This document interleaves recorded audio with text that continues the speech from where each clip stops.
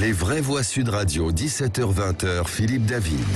Retour des vraies voix avec Philippe Bilger, Caroline Pilastre, Philippe Deveul. C'est l'heure de la chronique politique de Philippe Rossi.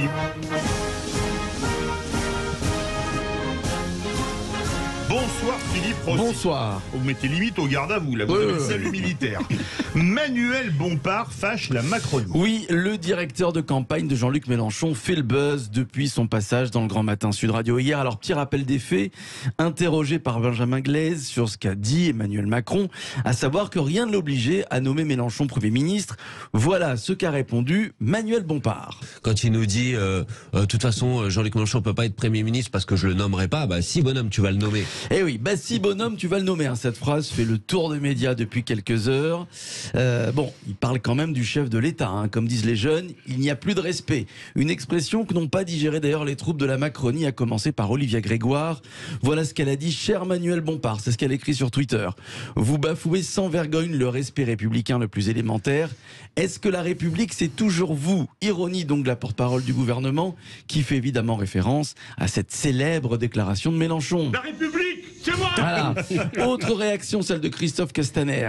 L'insulte et le mépris permanent pour ceux qui ont été élus par les Français.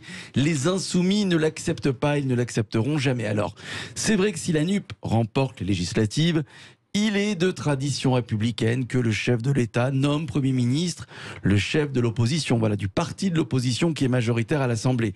D'ailleurs, Jean-Luc Mélenchon, aujourd'hui même, a redemandé à Emmanuel Macron d'être nommé à Matignon en cas de victoire de la gauche. Voilà ce qu'il a dit: dans tous les pays du monde, le roi ou alors le président désigne le chef de la majorité qui est en place. C'est ce qu'a dit ce matin le député insoumis des Bouches-du-Rhône. Les insoumis qui, à quelques jours du premier tour, c'est dimanche, le premier tour des législatives, mettent la pression sur Emmanuel Macron. Bah si bonhomme, tu vas le nommer.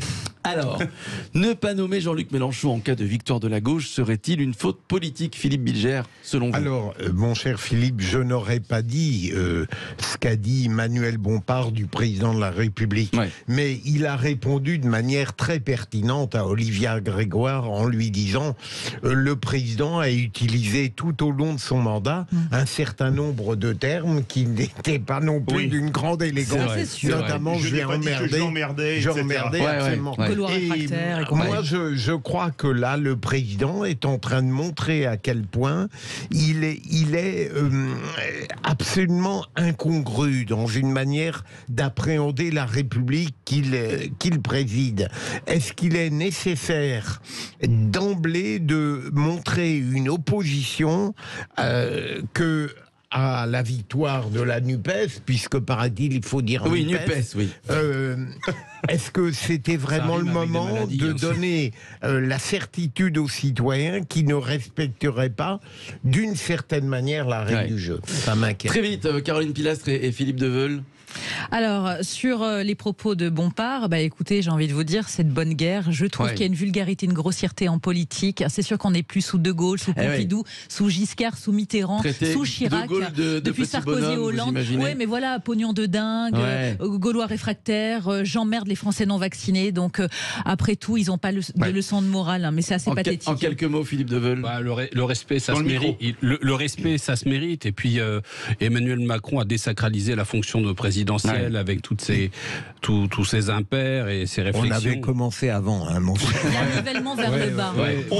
On avait commencé avant, mais il a entamé les choses. C'est un petit combat de coq, vous savez, de catégorie C ou B. On poursuit avec une petite question. Alors, une question assez facile. Qui a écrit ceci sur les réseaux sociaux? Adieu Twitter. Valls. Et oui, Manuel Valls. J'ai le regret de vous annoncer ce soir le décès du compte Twitter de Manuel Valls. C'est fini. Après avoir pris acte de sa défaite aux législatives, Manuel Valls donc quitte le réseau social Twitter. Il a désactivé hier soir son compte. Manuel Valls, sans doute blessé par les moqueries et les railleries. Moi, je propose ce soir une petite pétition, si vous êtes d'accord, pour que l'ancien Premier ministre décroche un poste au sein de la Macronie. C'est vrai que Manuel Valls a tellement donné de sa personne, il a tellement loué le chef de l'État. Alors, qui serait prêt à signer cette pétition pour que Manuel Valls décroche un poste? Plus sérieusement, Juste une petite question. Il est fini, Philippe Deveul, Manuel Valls? Ça y est. En politique, on n'est jamais fini. Tant qu'on n'est pas mort, on n'est jamais Mais là, ça fini. fait plusieurs fois qu'il meurt et qu'il ressuscite quelques semaines. Vous verrez, il réapparaîtra comme un petit diable qui sort de la boîte. Caroline Pilastre. Oui, je rejoins il peut être à la tête d'une commission. C'est possible, on n'est jamais vraiment mort. Regardez Sarkozy et Hollande, ils donnent toujours leur opinion. Moi, j'ai rien à dire de mal sur Valls parce que je l'ai toujours trouvé très clair sur le régalien. Ouais. Philippe Bilger. Je crois que lui-même n'est pas loin de constater qu'il devient fini. Ça, je sais pas, parce qu'il en prend plein la tête. Excusez-moi, je sais que Manuel Valls est un fan de foot, mais quand je vois comment sont passées les municipales à Barcelone et les législatives dans la péninsule ibérique, je me dis qu'il est comme le PSG, les matchs de l'autre côté des Pyrénées lui réussissent pas beaucoup. Pas beaucoup. Ça, je dois dire que là, c'est les remontadas à répétition. Croyez pas? Ah oui. Bon, on va voir en combien de temps il va réactiver son compte Twitter. Parce que je pense qu'il va pas pouvoir s'en empêcher. Il laisse passer la polémique. Voilà. Merci beaucoup Philippe Rossi. À 18h30, notre grand débat. Salah Abdeslam qualifié de très humain par son avocate. Êtes-vous choqué? Vous êtes 92,6% à dire oui.